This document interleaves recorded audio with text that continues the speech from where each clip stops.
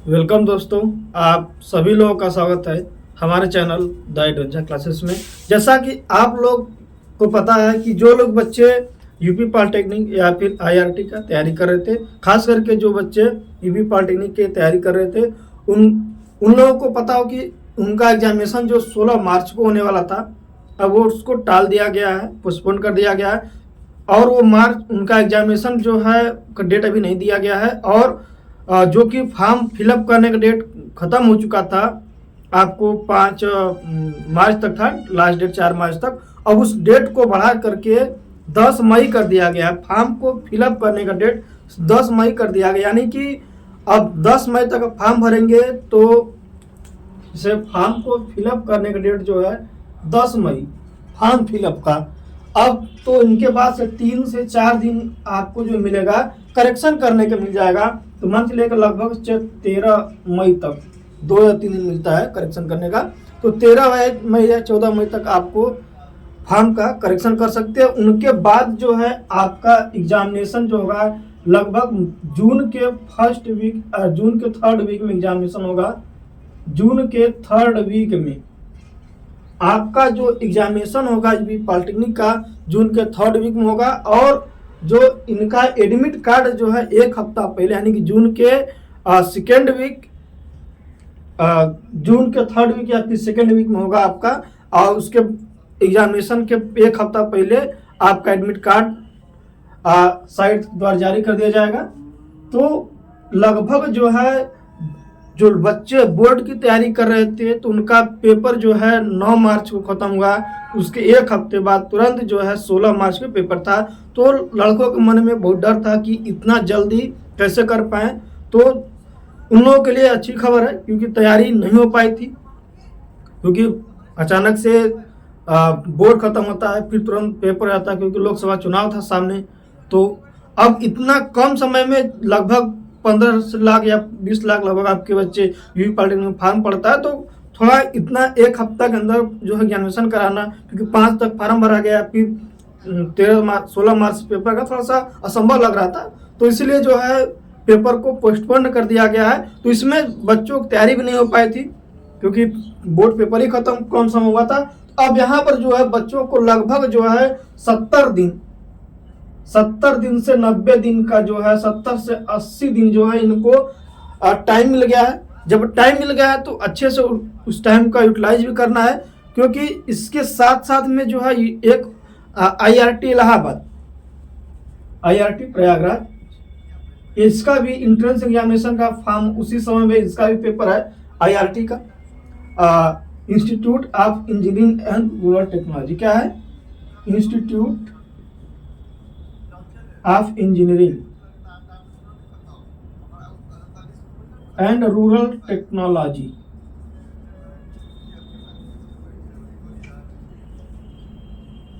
इन दोनों का पेपर लगभग एक साथ होंगे, 2-4 दिन का अंतर हो सकता है। और इन दोनों का सिलेबस लगभग सेम है, थोड़ा बहुत सा अंतर है, तो लगभग जो है सेम है।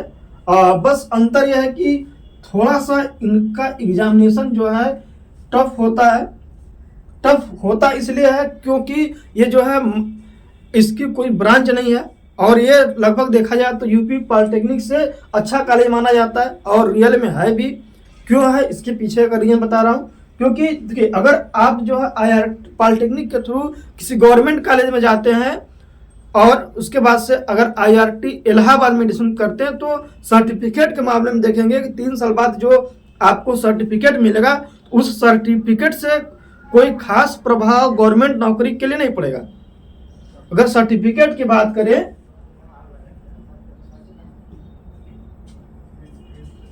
सर्टिफिकेट की बात करते हैं अगर हम लोग, तो चाहे हम यूपी से पॉलिटेक्निक करते हैं, चाहे हम आईआरटी से डिप्लोमा करते हैं, दोनों सर्टिफिकेट की बात करेंगे तो दोनों का सर्टिफिकेट का वैल्यू समान रहेगा। मतलब कि अगर गवर्नमेंट नौकरी में लगाते हैं तो इन दोनों का हम जो है अप्लाई कर सकते हैं, दोनों जो है एलिजिबल रहेंगे हर जगह। बस अंतर यही पड़ जाएगा कि यहाँ पर जो है पॉलिटेक्निक में देखा जाए तो जो डिप्लोमा होता है यहाँ पर जो है आपको 50% जो होता है प्रैक्टिकल नॉलेज, 50% जो है आपका प्रैक्टिकल होता है और 50% जो होती है आपकी थ्योरी होती है। यहाँ पर जो होती है 50% किसी भी आप यदि आप पॉलिटेक्निक करने का सोच रहे हैं तो आपको जो 50% वहाँ पर थ्योरी पढ़ाया जाएगा और 50% क्या होता है आपको प्रैक्टिकल नॉलेज होता है। तो बस यहाँ पर जो 50% थ्योरी होती है और 50% आपका प्रैक्टिकल होता है, यहीं पर जो है IRT जो है आगे निकल जाता है यूपी पॉलिटेक्निक से। इस दौरान में जो है जो प्रैक्टिकल है, यहाँ पर मान लेते हैं प्रैक्टिकल है क्या है थ्योरी है, तो इस पोर्शन पे IRT इलाहाबाद बहुत ज्यादा आगे निकल जाता है गवर्नमेंट पॉलिटेक्निक की अपेक्षा। गवर्नमेंट पॉलिटेक्निक यहाँ पर जो है आगे निकल जाता है। क्यों? क्योंकि यूपी पॉलिटेक्निक में उतनी सुविधाएं नहीं मिल पाती है यहाँ पे। जैसे इसकी बात करेंगे हम प्रैक्टिकल के बाद में, क्योंकि इंजीनियरिंग करना का मतलब पढ़ना नहीं होता, थ्योरी को समझना होता, काम कैसे करना होता, तो प्रैक्टिकल नॉलेज बहुत ज़्यादा जरूरी होता है। किसी भी क्षेत्र में जा रहे हैं अगर हम लोग, तो सिर्फ इतना अंतर होता है यहाँ पे। अगर नौकरी की बात करेंगे सरकारी नौकरी के लिए, तो दोनों जगह एलिजिबल है। आप कर मतलब कि इस डिग्री को ले करके फिर सर्टिफिकेट लेकर के किस क्षेत्र में अप्लाई कर सकते हैं। आप किसी भी पॉलिटेक्निक करने के बाद आप किसी भी गवर्नमेंट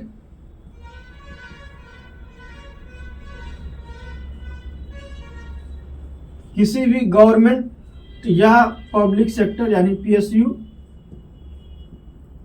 सेक्टर में आप जो है जूनियर इंजीनियर आती है, चाहे पब्लिक सेक्टर में इसको हम लोग JEA बोलते हैं, चाहे एटॉमिक सेक्टर में चल जाए तो वहाँ पे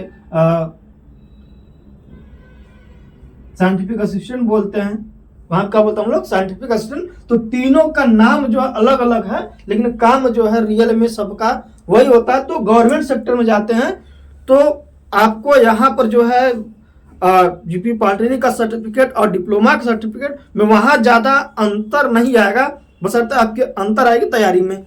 और बेहतर क्यों है?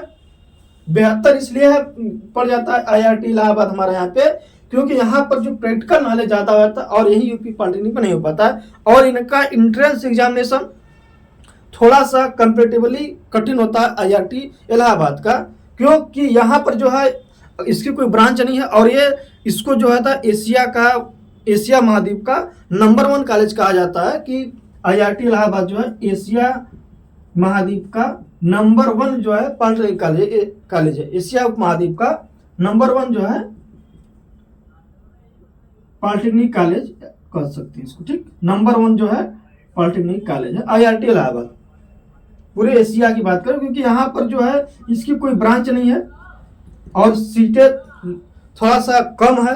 और यूपी पॉलिटेक्निक में कहा है कि लगभग हर जिला में आपका एक गवर्नमेंट कॉलेज है और हर जिला में आपका गवर्नमेंट कॉलेज, वहाँ पे 6 से 7 ब्रांचेज होंगी। 6-7 ब्रांच है तो कहीं कहीं 2 शिफ्ट चलती है, कहीं 1 शिफ्ट चलती है, तो हर ब्रांच में लगभग 120 या फिर 60 सीटें होती है। तो लगभग मान लीजिए 500 से 600 सीट एक कॉलेज में हो जाती है आपकी एक डिस्ट्रिक्ट में।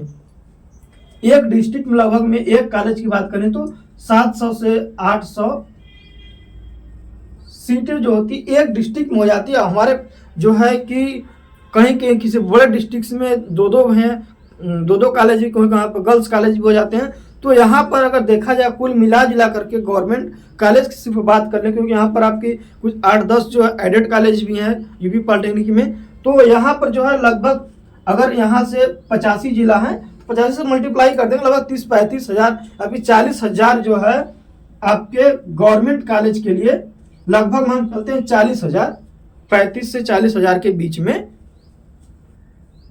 35 से 40 हज़ार के बीच में जो आपके यूपी पॉलिटेक्निक में गवर्नमेंट कॉलेज के लिए सीटें होंगी। यूपी पॉलिटेक्निक में किसी भी ब्रांच की बात करूं, मैं किसी पर्टिकुलर एक ब्रांच की नहीं बात, क्योंकि ब्रांचेज कोई खराब नहीं होता, आपको किसी भी डिपार्टमेंट से करिए उससे कोई फर्क नहीं पड़ता, बस आपको नॉलेज होना चाहिए। ऐसा नहीं सोचना चाहिए कि यार हमको ये ब्रांच नहीं मिला तो खराब है। तो कोई ब्रांच या फिर कोई सेक्टर खराब नहीं होता, हम खराब होते हैं, हम पढ़ने वाला खराब हो सकता है, सेक्टर्स कोई भी खराब नहीं होता है, कोई भी ब्रांच कोई किसी तरीके का हो। तो यहाँ पर जो है आपको 35 से 40 हज़ार सीट आपको हो जाती मिल जाती है यूपी पॉलिटेक्निक के थ्रू। तो अब जहाँ पे 35 से 40 हजार यूपी के में सीटें हैं। और वही चीज जो है आईआरटी में है। तो ओवरऑल देखा जाए तो पहले तो बहुत कम थी, 300 कुछ था, लेकिन अब जो है 2014 के बाद से सीटें बढ़नी स्टार्ट हो गई। अब जो है वर्तमान में सीट यहाँ पे लगभग जो है 720 है, एग्जैक्ट डाटा नहीं, लगभग 720 या फिर 700। अब जहां आपका 35 से 40 हजार सीट है, वहां जो है आपको 720 सीटें हैं। तो कंपटीशन तो यहाँ ज़्यादा रहेगा ही। अब ज़्यादा है यानी कि बच्चे अच्छे आते हैं, अच्छे बच्चे आते हैं, क्योंकि सबसे बड़ी बात की ये लोकेशन बहुत अच्छा जगह पहले तो है, क्योंकि यूपी पॉलिटेक्निक में बहुत जगह है, ग्रामीण एरिया में पहुँच जाता है, सुविधाएं नहीं मिल पाती है। लेकिन यहाँ पर क्या कि आपका प्रयागराज के पास में है, तो वहाँ पर जो है कोचिंग्स वगैरह की सुविधाएं ज़्यादा अच्छी मिल जाती है। इस सब को देखते हुए इसको हम लोग बेटर मानते हैं। सबसे उसके बाद आती है प्लेसमेंट की बात। तो यहाँ पर जो है लगभग में 100% इस 2023 का जो रिकॉर्ड था, जो बच्चे पिछले वर्ष पास हुए थे, अभी जो भी मतलब कि लास्ट सेमेस्टर में होंगे, तो वहाँ पर जो है आईआईटी इलाहाबाद में थर्ड ईयर का प्लेसमेंट जो था 100% था, हर एक ब्रांच का। मतलब कि 100% प्लेसमेंट का मतलब कि होता कि कॉलेज के जब लास्ट ईयर में बच्चे होते हैं तो वहाँ पर प्राइवेट सेक्टर की कंपनी से हिंडाल्को हो गई, एल&टी हो गया, और बहुत सारी कंपनियां वहाँ पर आती रहती हैं बच्चों को हायर करने के लिए। तो वहाँ पर जो है पिछले वर्ष का जो रिकॉर्ड था 100% था। ये अपने आप में बहुत बड़ा महत्व रखता है, क्योंकि 100% प्लेसमेंट एक रिकॉर्ड माना जाता है।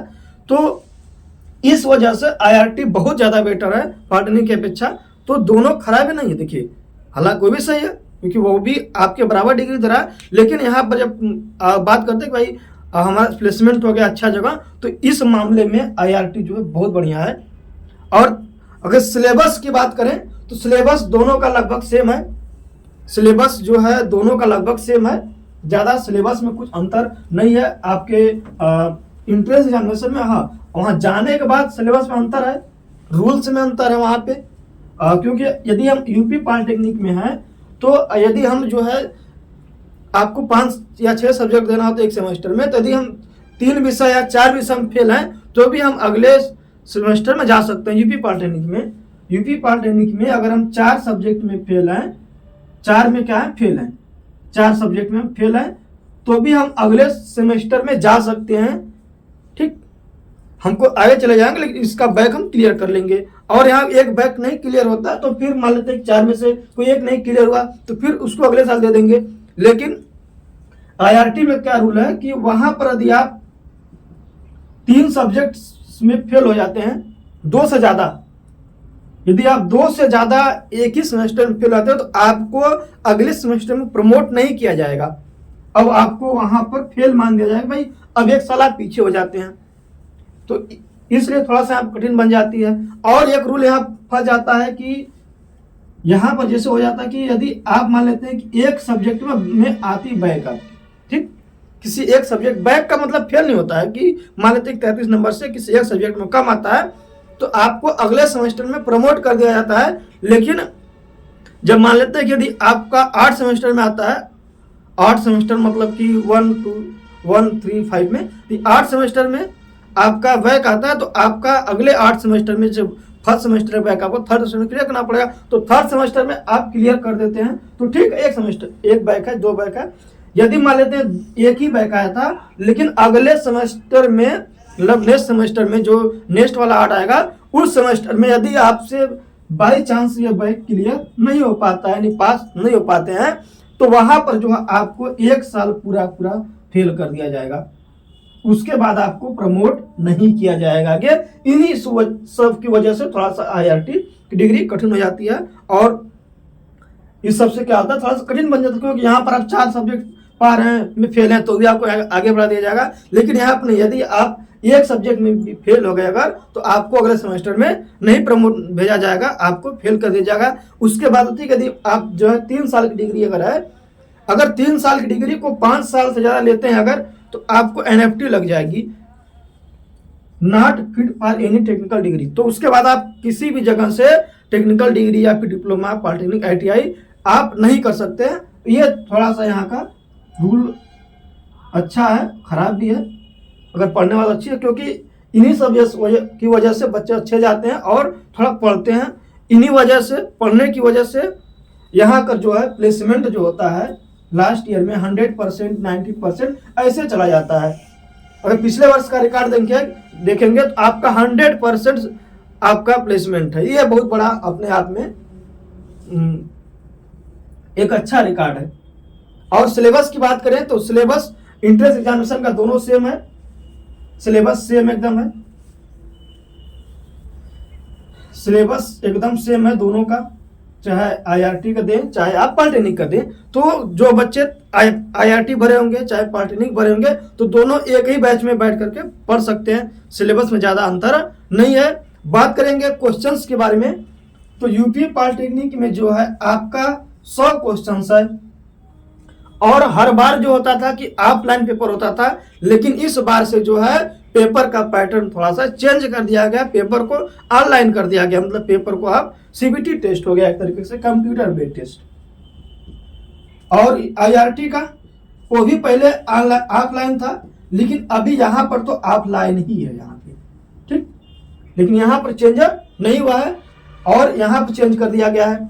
और चेंज क्या क्या किया गया यहाँ पर, थोड़ा सा चेंज के बारे में जान लेते हैं कि क्या क्या चेंज किया गया यहाँ पे।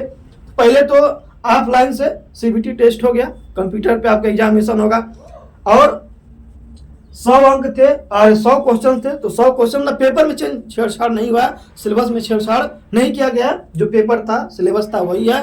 था क्या कि 100 आपके क्वेश्चन थे, 100 क्वेश्चन में जो है 50 क्वेश्चन मैथ के थे, मैथ के 50 क्वेश्चन जो है हाई स्कूल बेस के थे, हाई स्कूल बेस। और जो कुछ चीजें सिलेबस हम लोग जो पढ़ते हैं एनसीईआरटी की, काफी सिलेबस जो पुराने पैटर्न के थे काफी चीजें काट दिए गए हैं जो हम बोर्ड के आंसर पढ़ते हैं। लेकिन यहाँ पर जो है पुराने समय से जो था उनको यहाँ पर काटा नहीं गया है, तो जो कट गया सिलेबस उसको भी हमको यहाँ पर पढ़ना है। आपको जो काफी सिलेबस जो कट गई है तो ऐसा नहीं कि यहाँ पर नहीं कटा है, यहाँ पर उनको कवर करना है, यहाँ पर उनको पढ़ना है। तो यहाँ पर 100 क्वेश्चंस में 50 क्वेश्चन मैथ के है, 25 क्वेश्चंस जो है फिजिक्स है, 25 क्वेश्चन फिजिक्स है और 25 क्वेश्चन यहाँ पर केमिस्ट्री है, 25 क्वेश्चन केमिस्ट्री है। और आईआरटी की बात कर लें तो यहाँ पर 25 क्वेश्चन मैथ है, 25 क्वेश्चन आपके फिजिक्स है और 25 क्वेश्चन जो है केमिस्ट्री है। सिलेबस में सिर्फ अंतर यही है, यहाँ पर 50 क्वेश्चन मैथ आता है और यहाँ पर 25 क्वेश्चन मैथ। अब थोड़ा सा चेंज यहाँ पर है कि यहाँ पर जो है जो मैथ हमारा, यहाँ पर कुछ क्वेश्चंस जो होता है अंकगणित का आते हैं आईआरटी इलाहाबाद में, थोड़ा सा ज्यादा कंपेरेटिवली आ जाते हैं, क्योंकि यहाँ पर भी आते हैं अंकगणित थोड़ा सा कम आते हैं, जो कि कंपटीशन लेवल का था। यहाँ पर लगभग बहुत कम आते हैं, अंकगणित जो है यहाँ पर नहीं है। कुछ क्वेश्चंस आ जाते हैं लेकिन मान चलिएगा कि यहाँ पर नहीं, लेकिन यहाँ पर जो है अंक गणित है, यहाँ पे अर्थमेटिकल, ठीक, अर्थमेटिक यहाँ पर जो है अंक गणित से 7 से 8 क्वेश्चंस आपको यहाँ आ जाते हैं, 7 से 8 क्वेश्चन, जिसमें कि आपका लाभ हानि हो गया, साधारण ब्याज हो गया, भट्टा हो गया, वर्क टाइम, पानी टंकी। तो यहाँ से 7 से 8 क्वेश्चंस आपके यहाँ पर आपको मिल जाएंगे। और यहाँ पर क्या है कि टोटली जो है हाई स्कूल बेस है, कुछ चीजें जिसमें कि हम लोग में सिलेबस में जैसे कि ज्यामिति में है तो हम लोग दूरी और क्या पढ़ते हैं विभाजन हाई स्कूल में। लेकिन यहाँ पर क्या है, रेखा का समीकरण, प्रवणता, दो बिंदुओं के बीच की दूरी, सभी चीजों को यहाँ पर पढ़ना पड़ता है। तो उस चीज को जो पहले सिलेबस में था हाई स्कूल में कि हम लोग क्या पढ़ते थे कि पुराने सिलेबस में हाई स्कूल में हर एक चीज पढ़ते थे।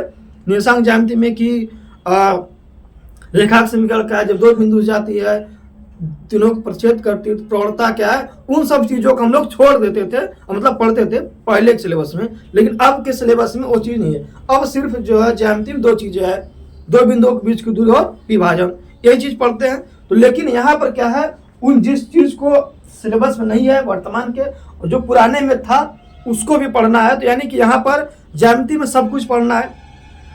मेंसुरेशन की बात करें तो मेंसुरेशन में हम उतना तक नहीं पढ़ पाते हैं, ठीक। तो मेंसुरेशन भी पूरा पढ़ना है। यहाँ पर जो पुराने सिलेबस थे उनको अच्छे से पढ़ना है, रिवाइज करनी है, सिलेबस में अंतर ये है।